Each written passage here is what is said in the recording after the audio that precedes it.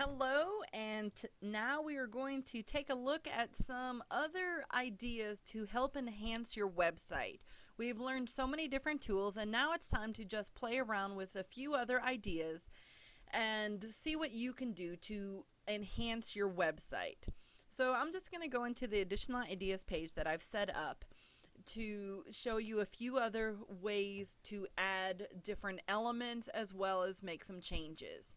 The first thing that I'd like to go ahead and introduce you is the contact form. Again, it's up at the basic elements, just drag it down. This is a great form to use probably on the end of your website as one of your end of the main links here. I have a page for contact. I have not added anything in there since I'm using this as an additional idea. I'm just setting it here for right now. As you can see, there are already elements created in blank boxes. It's perfect. You don't have to think. You just put it down and let people fulfill it. Now, when you click on the submit button, because I'm still in the box for editing, let me click up here. There we go. I wanted that box to appear right here. You'll see that my email submission is going to the email that I had created my account with. If you do not want it to go to that email account, that is fine. Just change the email account on here so that when individuals fill out the contact form and they submit, it goes to the appropriate location.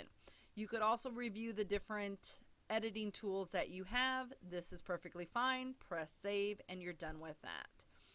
Another item that I wanted to show you, I'm just going to do a division here with just a paragraph to have a difference. It's also a survey. If you click on more, you will find that there are some different other options available that you could review. We're not going to go through all of these. But if you click on form, there is a survey. Bring this down here. And again, there are either previous ones assigned, or once you click in the box and everything goes gray behind, you get options of what you would like to add. So first we're going to click on here, click to edit, survey. Here's the first question. If you like the question, let's get off of there. There we go. This is the field that you want. So if you like the question, depending what your survey is, maybe you want to say, did the test cover all material for the first 9 weeks? That's your question. You could edit your options. Yes. No. I don't know. I didn't take the test. You could do whatever you'd like. These are just options here. But once you press save, you'll notice the picture, the questions down here changed, and so did the answers. You could always go back and edit. You have the options here. Same feature of deleting if you don't want the pre-prescribed questions. But you have the different options here. You could do a yes, no. I didn't even have to put that as an option. It would have already given it to me, and I could change my options. Once you click on it, your editing fields come up. You could do a short text. Again, put your own question, editing fields, put the title here. Explain in your own words what is whatever you would like. You could also indicate if the questions are required or not required. Now, I put in questions that might be as a test. Possibly instead of a survey, you want to use this as an online test. That's just as fine. So instead of this, we're going to call this test. There's many ideas that you can use. One thing I would like to just let you know, again, here's your drop down and checkbox. One thing I want to bring to your attention is 1, 2, 3, 4, 5. For the free option, you are only able to get 5 items on here. You see, once you bring up more than 5, it will tell you that they want you to upgrade. Now, there is a way around this. What you can do, and I've done this on one of the examples that I have created as well. I'm going to save this now. Again, the same submit button. If you want it to go to an email, you could fix that. That's fine. What I suggest is if you have a 25 question test or survey, That would be 5 pages. You would just add a button down here,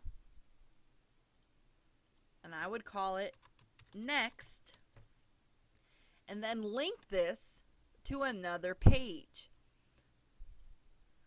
a page on your website, which I do not have one available, so that brings me to my next idea to help you. When we talked about pages up here, you could add a page and you could hide pages. So I just did an add a page, and we're going to call this survey page 1. I'm going to have this under the additional ideas, change the page, save settings. So I'm going to come down here, do my next to the link. I want it to go to a page on my website, survey page 1, press save. Now the link works, but I don't want that to be shown here. As you can see, the way I have my page set up, when it's outlined in this way, it becomes a drop-down menu item. That is great if you want it visible. If you don't want it visible, you just click hide in navigation bar. Save settings. Now you don't see it. Let's publish to save it, and I'll show you what happens. Click. Additional ideas, notice no drop down, so they don't see it, but when you take your test, press next. I go to a page that exists for the viewer to read, to see that.